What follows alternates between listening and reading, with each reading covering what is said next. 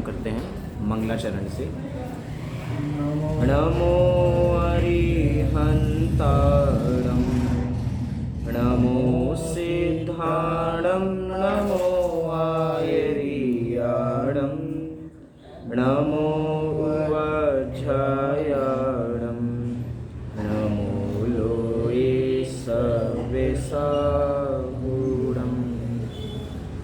मंगलं भगवान् वीरो मंगलं गौतमो गणी मंगलं कुन्दकुन्दाद्यो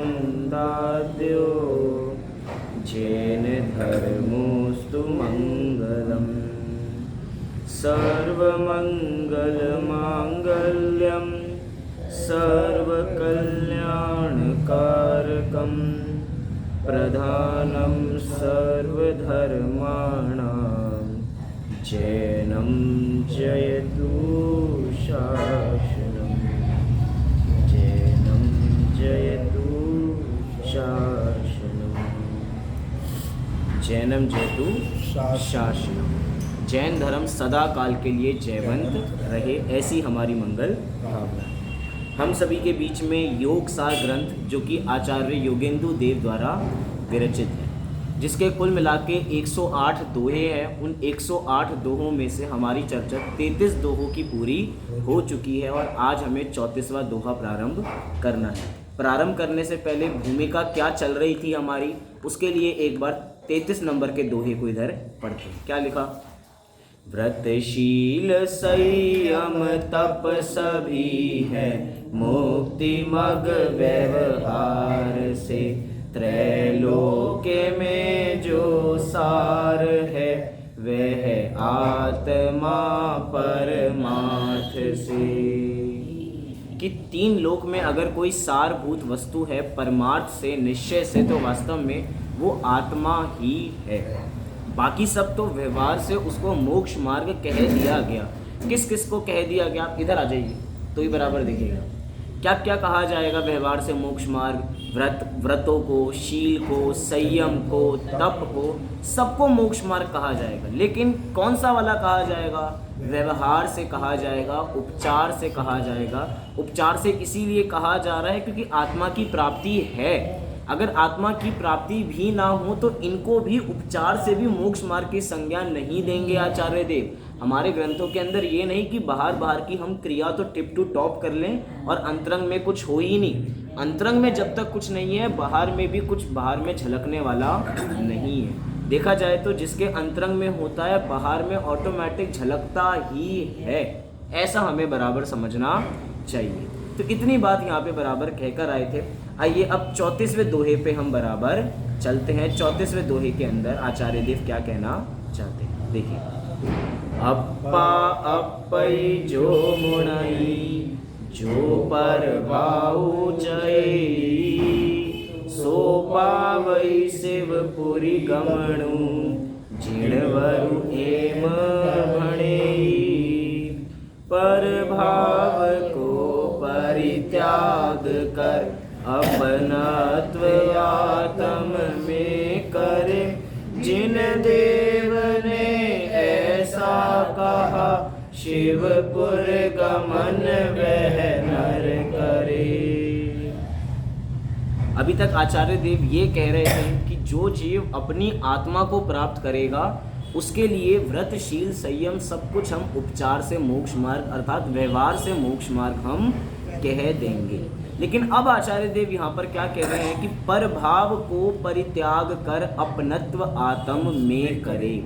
कि जब तक कोई भी जीव परभावों का परित्याग नहीं करता और अपने में अपनत्व अर्थात आत्म में अपनत्व नहीं करता, तब तक वो शिवपुर गमन नहीं करता। उस नर को कभी भी शिवपुर की प्राप्ति नहीं होती।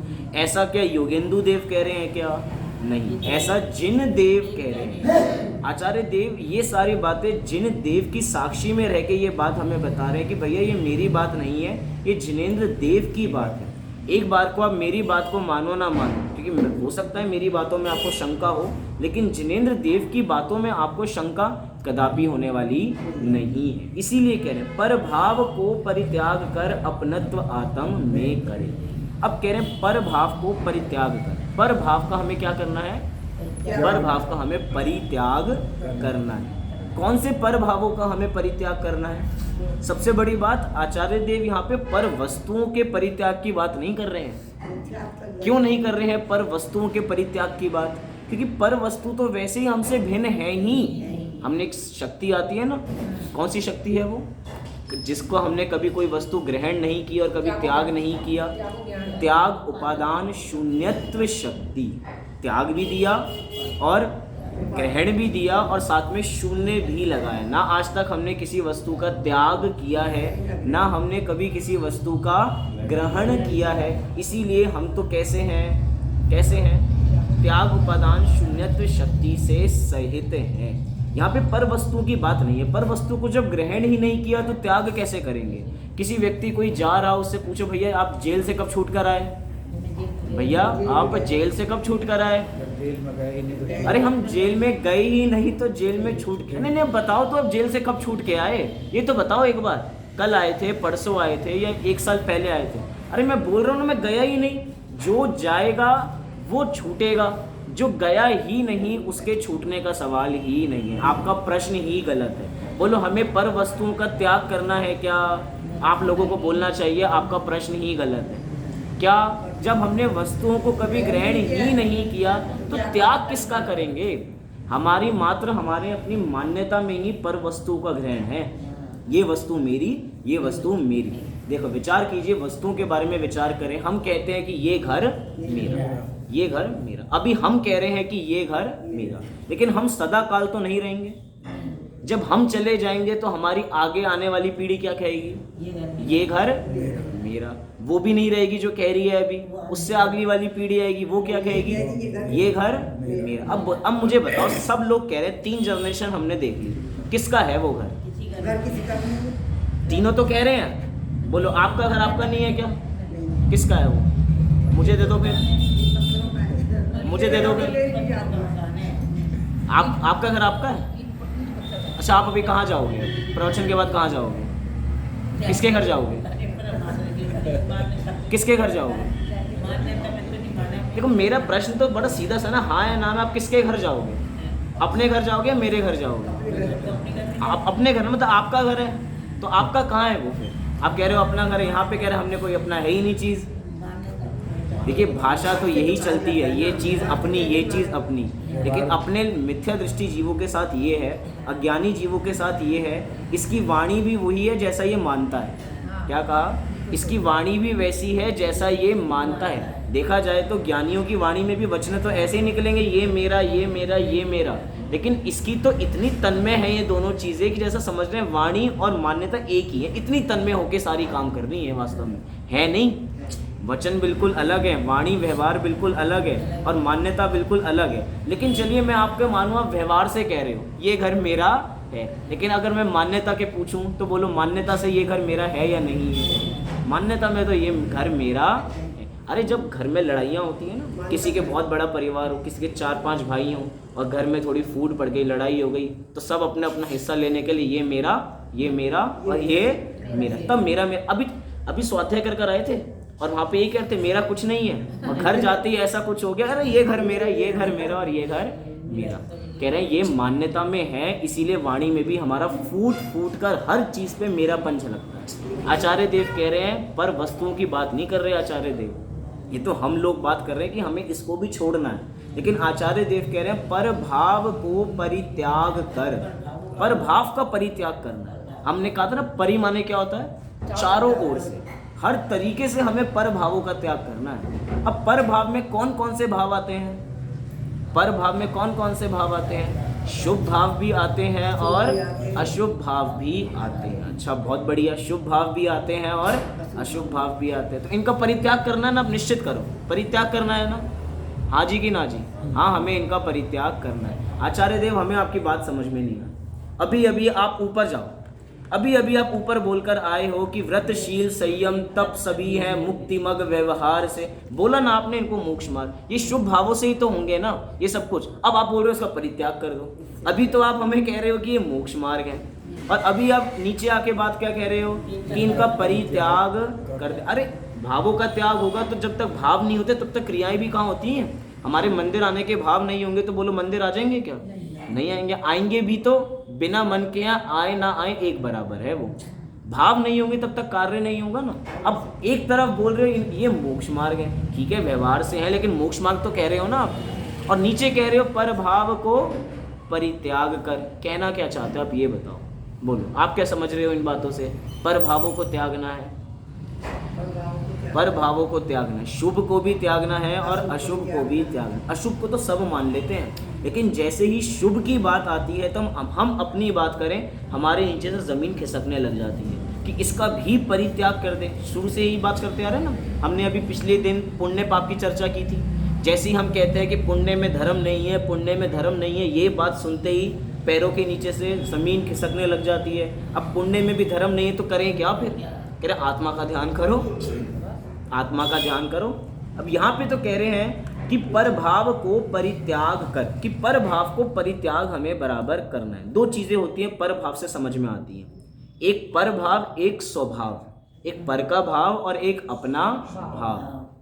पर का भाव है अर्थात पर है, पर भाव नाम कब पड़ता है? जब पर है। अब पर है तो वैसे ही त्यागा हुआ है, अर्थात उस पर भाव को भी मान्यता में ही छोड़ना है कि मैं पर भावों का करता हूं। अब दूसरी बात पलट दी मैंने, बात कुछ समझ में आए? पलटी कैसे बात? पर भाव का नाम पर भाव कैसे पड़ा? जब वो पर है तभी तो उनका नाम पर भाव पड़ा।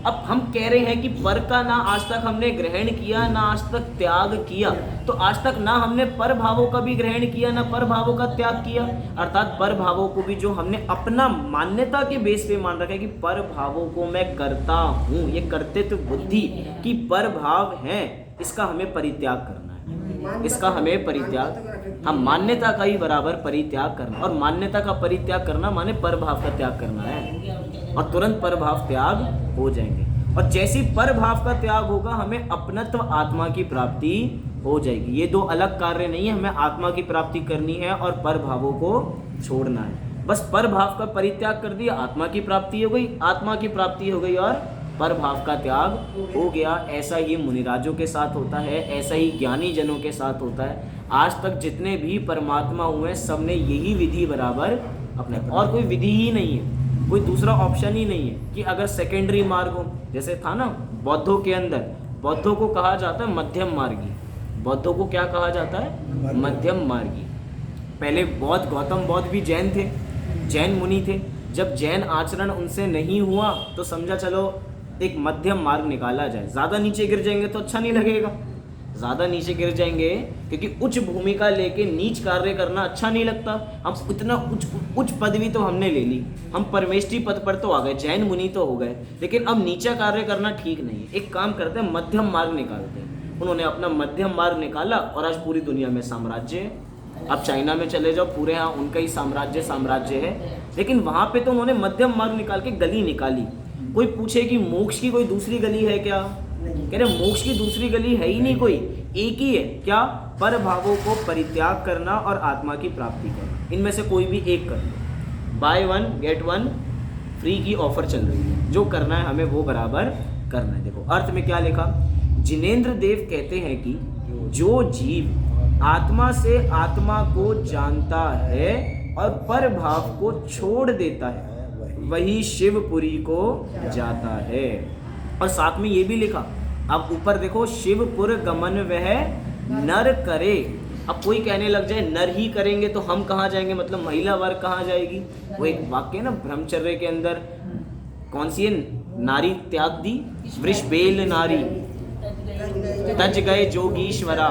उसके अंदर बात कही जाती है कि हाँ, कि योगी जन तो क्या छोड़ दिया योगी जनों ने? विष बेल नारी, कि नारी कैसी है?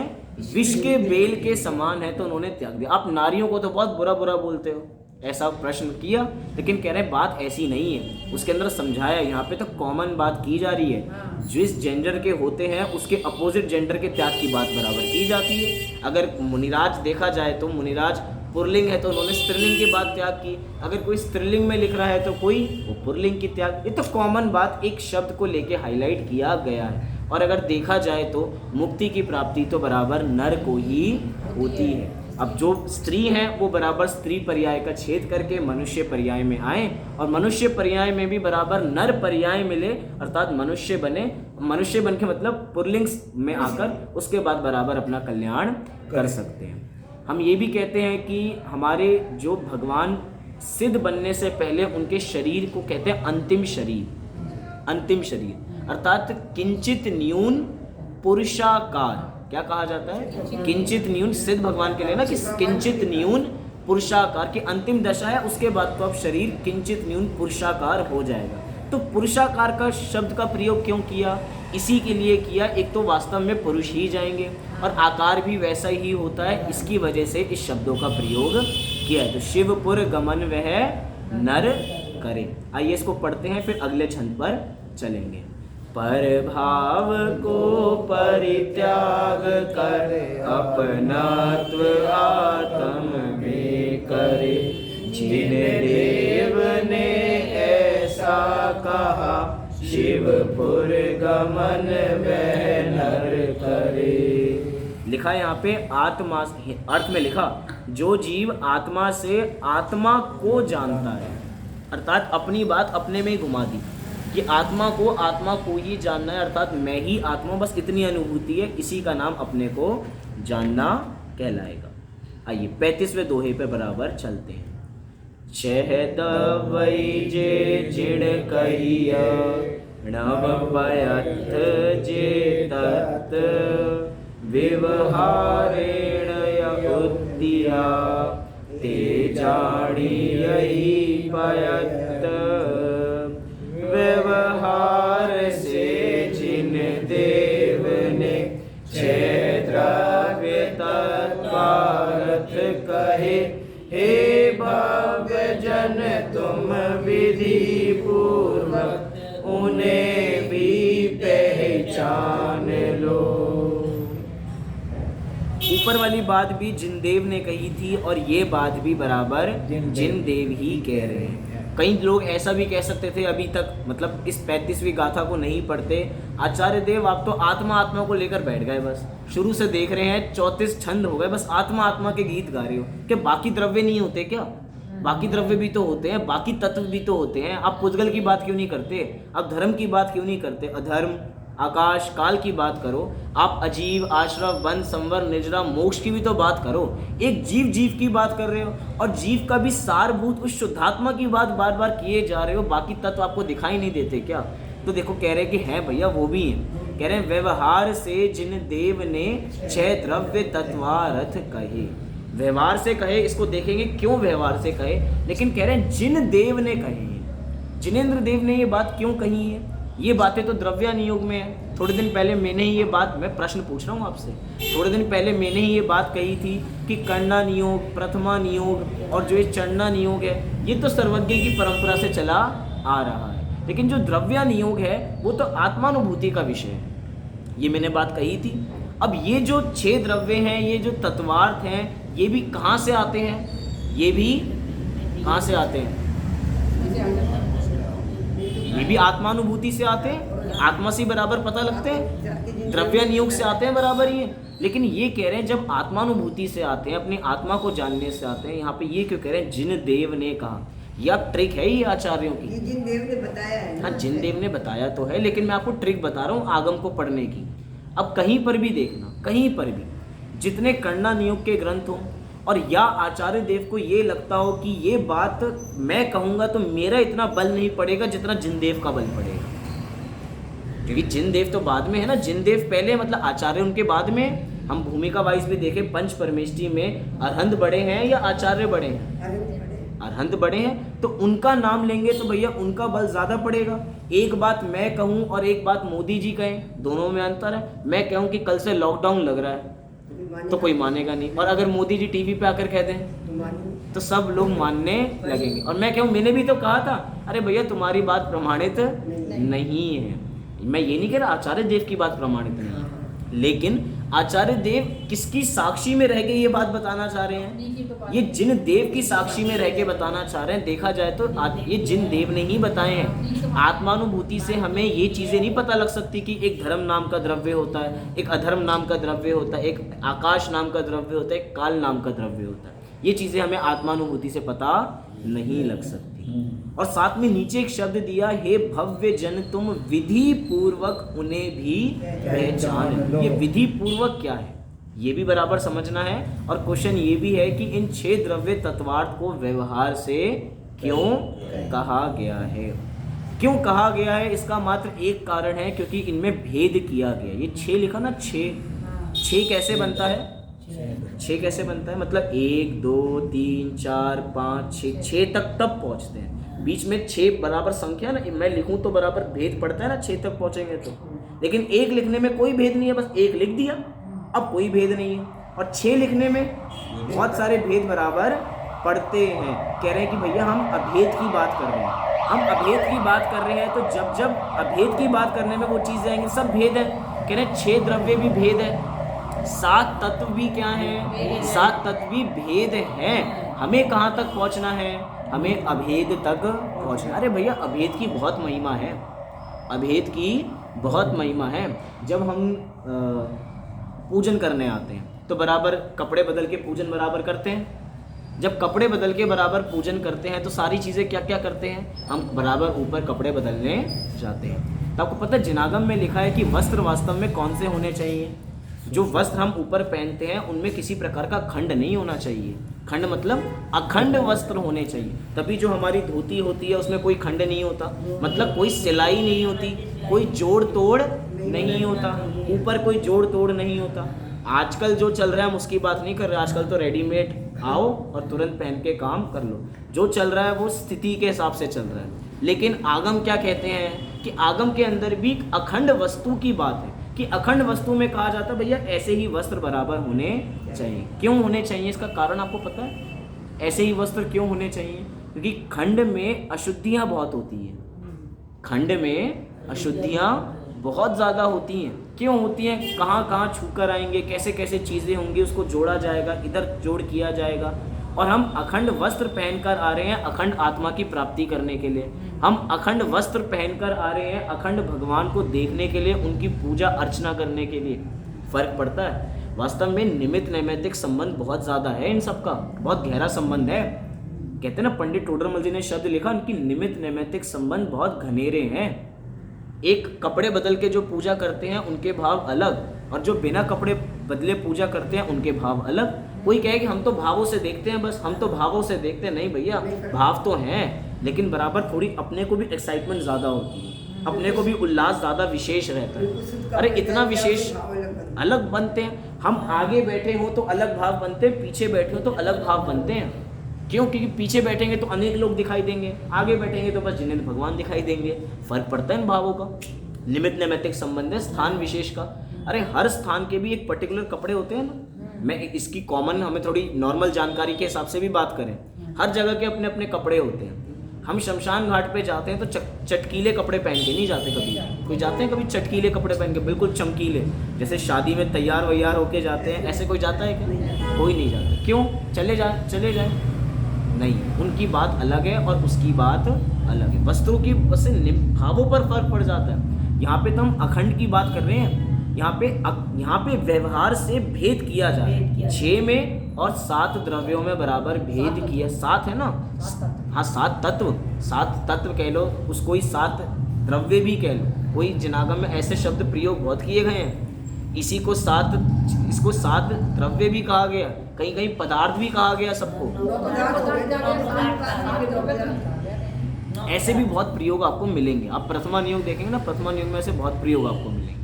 जब हम पूरे मूल पद्म पुराण पढ़ेंगे, हरिवंश पुराण पढ़ेंगे, सारे प्रयोग मिलेंगे। ये तो पढ़ने का सौभाग्य मिला, नहीं नहीं तो बड़ा कम मिलता है कि पूरे 3-3 मोटे मोटे ग्रंथ पढ़ने का सौभाग्य मिला और टाइम भी था, पढ़ भी लिए, तो ऐसे नए नए प्रयोग बराबर दिखते हैं आचार्य देव के।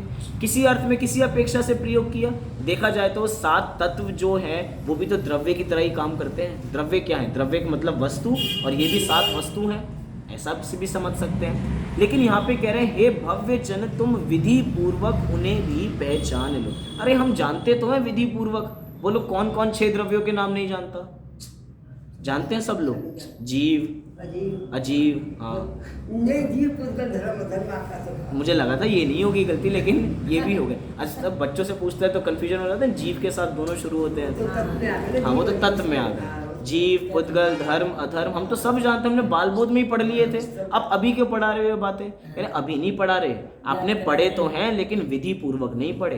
अरे नहीं, हमने तत्व ज्ञान में भी पढ़े, हमने वीतरक विज्ञान में भी पढ़े, हमने तो बहुत सारे ग्रंथ भी पढ़े, हमने तो विधि पूर्वक पढ़ा है। उसके बाद भी कह रहे हैं आप विधि पूर्वक नहीं पढ़ा, कह रहे उसका तरीका ठीक नहीं था। विधि पूर्वक पढ़ने का मतलब क्या है? देखो हमने ये तो जाना कि एक जीव होता है, एक पुद्गल होता है, एक धर्म, अधर्म, आकाश काल। धर्म का कार्य क्या होता है? जीव और पुद्गल को चलने में सहायक, चलते हुए को सहायक होते हैं। और आगे देखो अधर्म का काम क्या है?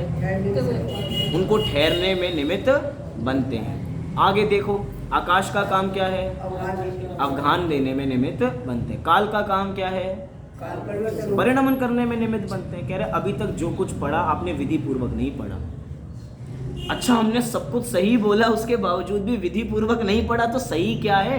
कह रहे हैं विधि पूर्वक ये है कि जो हमें दिख रहा है कि धर्म द्रव्य जीव और पुद्गल को चलते हुए में निमित्त बन रहा है, ये बात विधि पूर्वक नहीं पढ़ी। क्यों नहीं पढ़ी? क्योंकि सब अपने रूप से अपने आप स्वयं चलते हैं, ये है विधि।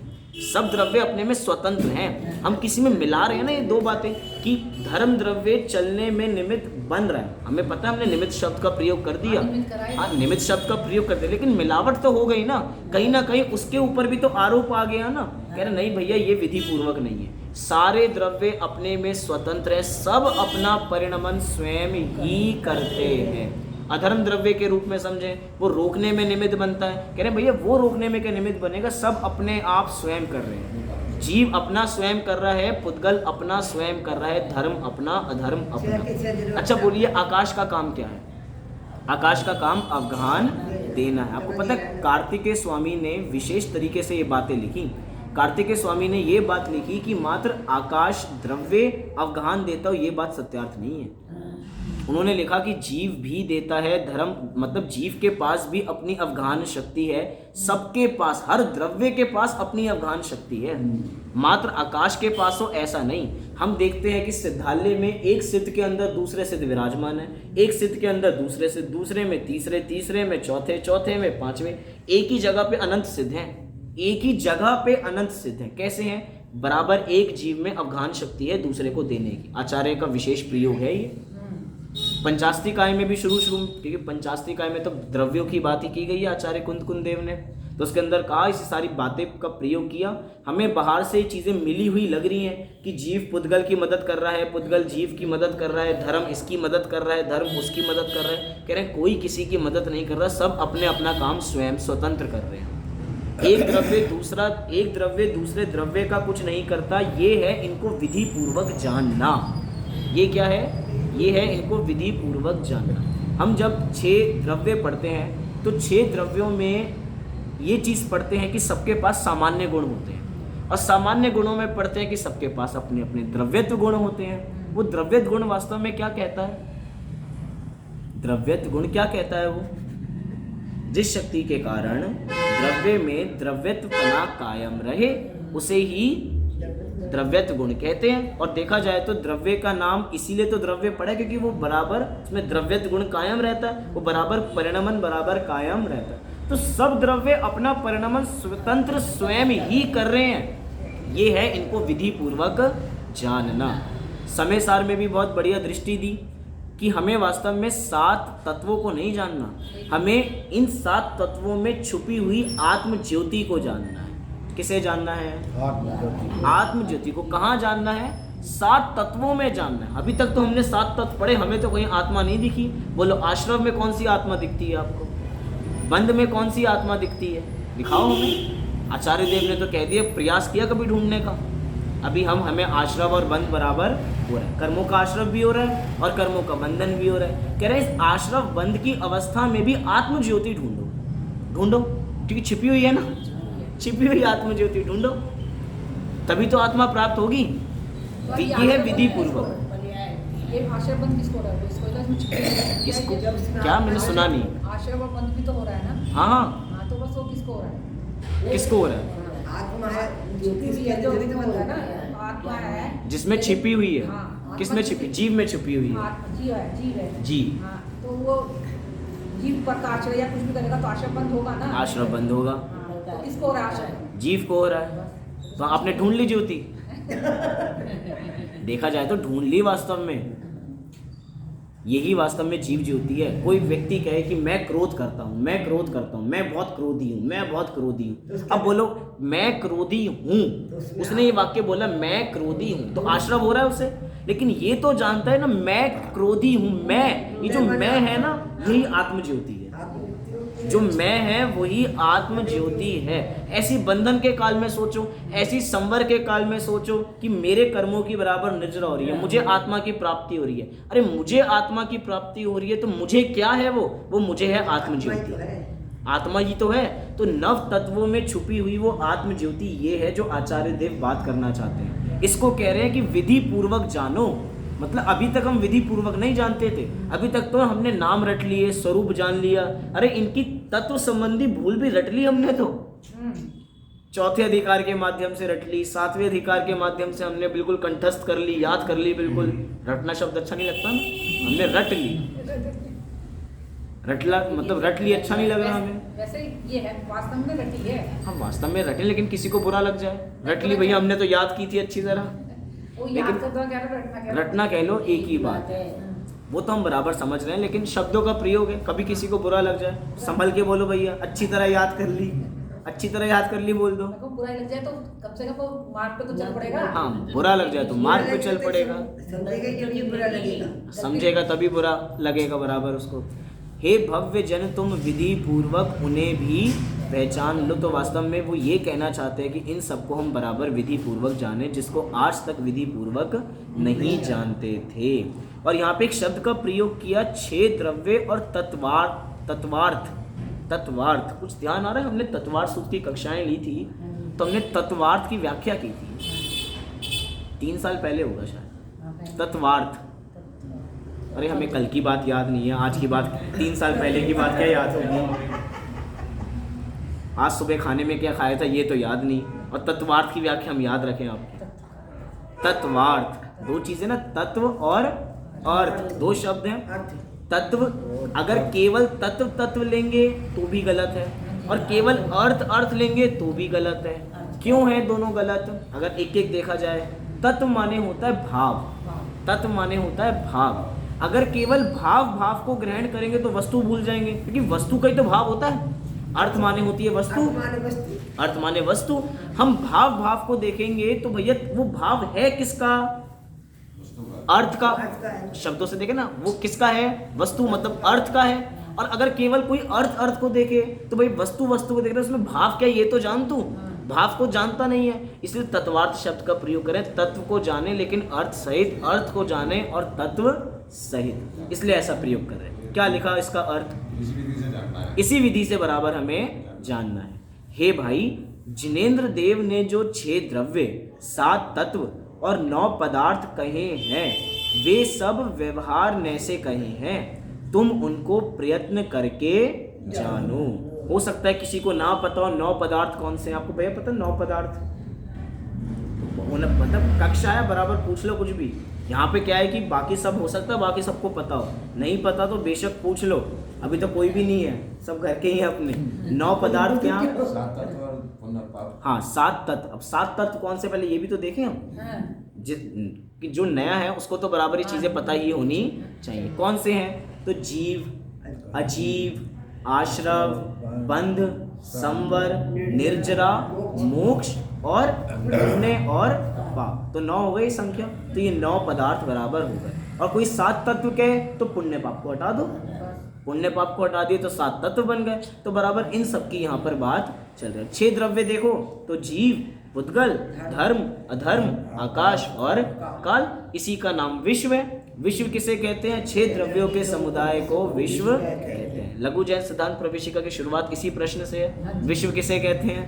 6 द्रव्यों के समुदाय को विश्व कहते हैं। तो आइए इसको पढ़ते हैं और फिर बराबर अगले छंद पर चलेंगे। देखो, व्यवहार से जिन देव ने 6 द्रव्य तत्वारथ कहे, हे भव्य जन तुम विधि पूर्वक उन्हें भी पहचान लो।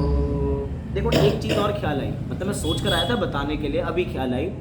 तुम विधि पूर्वक उन्हें भी पहचान लो। भी का क्यों प्रयोग किया? हम तह तक जाना चाहते हैं। भी का प्रयोग क्यों किया? ही का प्रयोग क्यों नहीं किया? उन्हें ही विधि पूर्वक ही पहचान लो। कुछ तो बात होगी ना। ही और भी से भैया पूरी वस्तु बदल जाती है। मतलब पक्का ही और भी, विधि पूर्वक जरूर जान लो, पक्का कर लो। हाँ, तो ही क्यों नहीं लिखा? इधर भी लिखा ना, हाँ, भी। शर्त लगा दी, जानो भी, इसको भी जानो, भी जानो। क्या है? ही से मतलब क्या कहना चाहते हैं? ये कह रहे हैं कि 6 द्रव्य और 7 तत्वों को भी जान लो। खाली आत्मा को जानो, इनको भी जानो। अच्छा, इन्हें भी जान लो। तो भी शर्त लगाई ना, ही तो नहीं कहा ना। मैं तो ही पे जोड़ दे रहा हूँ। ही क्यों नहीं लिखा? ही माने है तो सही। उन्हें भी जान लो। ही का मतलब इन्हें भी ये कि जान 6 लो। द्रव्य है। हाँ। ही का मतलब तो है। हाँ। और भी माने जरूर जानो, पक्का जान लो। अच्छा, भी माने जरूरी। देखो, भी माने जरूरी तो नहीं है यहाँ पे। नहीं, भी है। जानो। ही इसका मतलब देखिए, ये है कि आत्मा को जानने के लिए ही को भी इसका कुछ इनको भी जानो। दूसरा अर्थ देखो क्या कह रहे हैं। हे भव्य जन तुम विधि पूर्वक उन्हें भी पहचान लो। देखा जाए तो पहचानना तो मात्र आत्मा को ही है, लेकिन इन 6 द्रव्य और 7 तत्व को भी पहचान लो। जानना तो केवल किसको है? आत्मा को। अब यहाँ पे ही का प्रयोग है। जानना तो केवल आत्मा को ही है, और लेकिन 6 द्रव्य तत्वार्थ को भी जान लो, इसको भी पहचान लो। लेकिन जानने लायक वस्तु तो केवल एक ही है, वो है आत्मा। लेकिन वो बात अलग है, हमें ज्ञान बहुत हो गया भी के कारण हमने पूरी जिनवानी पढ़ ली। भी के कारण एकदम 7 तत्व के माध्यम से कितनी हमने विस्तार करके पढ़ ली। लेकिन कितना भी विस्तार किया, वो विस्तार का फायदा क्या है? हमने विशेष पर तो ध्यान दिया और सामान्य पर ध्यान नहीं दिया। प्राप्ति विशेष से नहीं होगी, प्राप्ति सामान्य से होगी। जब हम द्रव्य दृष्टि का विषय खोजते हैं कि द्रव्य दृष्टि क्या है, मतलब दृष्टि का विषय क्या है, तो दृष्टि का विषय विशेष नहीं है, दृष्टि का विषय सामान्य है। क्या कहा? ये सब कुछ विशेष है, ये जितना हम जान रहे हैं सब विशेष है। सामान्य क्या है? आत्मा। बस एक शब्द है आत्मा, 2.5 अक्षर का शब्द है आत्मा। इसने 2.5 अक्षर को जान लिया, उसका कल्याण हो गया। इतना बराबर समझना चाहिए। और ये बात मैं नहीं कह रहा, अब आचार्य देव अगली गाथा में स्वयं कह रहे हैं। क्या कह रहे हैं? देखिए, एक सेकंड। 36 नंबर की गाथा, दोहा। सब अचयन जानी जिया, एक सचेण सारू, जो जाने विणु परम मुनि, लहु पावै भव पारू। है आत्मा बस एक चेतन, आत्मा ही सार है, बस और सब है अचेतन, यह जान मुनि जन शिव लहे। एक तरीके से हमें राज पता लग गया कि मुनिराज मुक्ति की प्राप्ति कैसे करते हैं। मुनि जन शिव लहे, कैसे प्राप्त कर लिया उन मुनिराजों ने। आज मैं कहानी सुन रहा था, एनिमेटेड सीरीज इस पे आती है सुखमाल मुनिराज की। कैसे उन्होंने अपनी आत्मा को प्राप्त कर लिया। ये मुनिजन है ना, सुखमाल मुनिराज मुनिजन है। हम क्या है कि हम क्या जानते हैं? मुनिराज को किस रूप में जानते हैं? मैंने सुखमाल मुनिराज का नाम लिया, क्या ध्यान आया आपको? क्या ध्यान आया आपको? अपनी आत्मा को जान पहचान लिया। थोड़ा स्मार्ट उत्तर आया इधर से।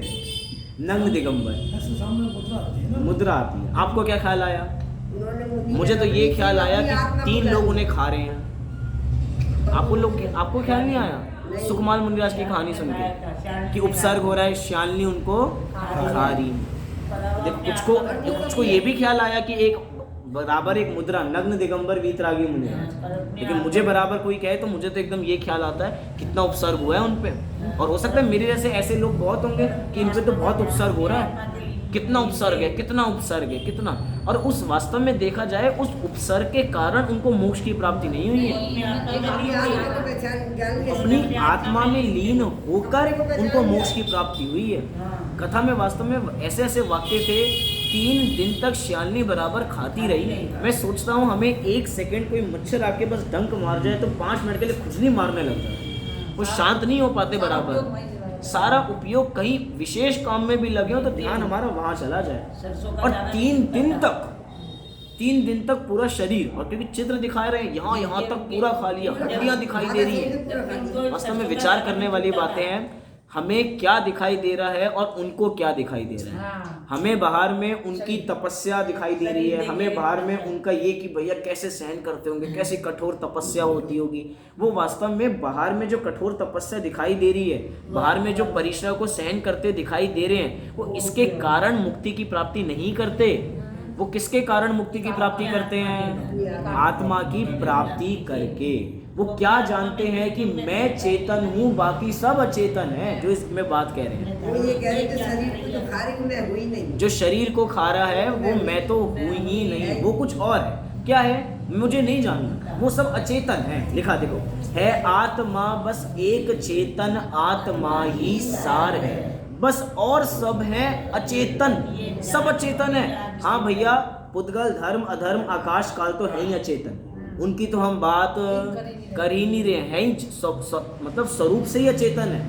बाकी सब जीव मुझे छोड़कर वो भी सब अचेतन। बोलो आप अचेतन हो क्यों? आप अचेतन हो? ऐसा लगे कोई गाली दे रहा है हमें। आप अचेतन हो क्या? मैं तो अपने से पूछ रहा हूँ ना, आप अचेतन हो क्या? आप अचेतन हो? बोलो कौन? सब चेतन है। यहाँ पे कह रहे हैं बाकी सब अचेतन है। अपनी आत्मा की अपनी आत्मा की अपेक्षा क्या है कि कुछ नवीन लोगों ना तो ऐसी ट्रिक खेलने में थोड़ा आनंद भी है। ट्रिक से मतलब ऐसे वचनों का प्रयोग करके उनको समझाने में थोड़ा और आनंद है। अब यहाँ पर सब समझाएं इसीलिए थोड़ी ट्रिक चल नहीं पाती, मतलब समझाने में थोड़ा वो, लेकिन बराबर समझते तो हम सब भी बराबर हैं।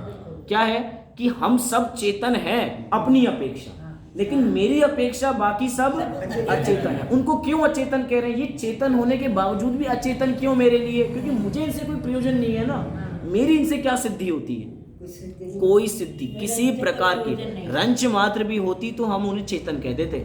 जैसे हमारी रंच मात्र भी सिद्धि अरिहंत भगवान से होती है तो हमने उनको पहले पूजना प्रारंभ कर दिया।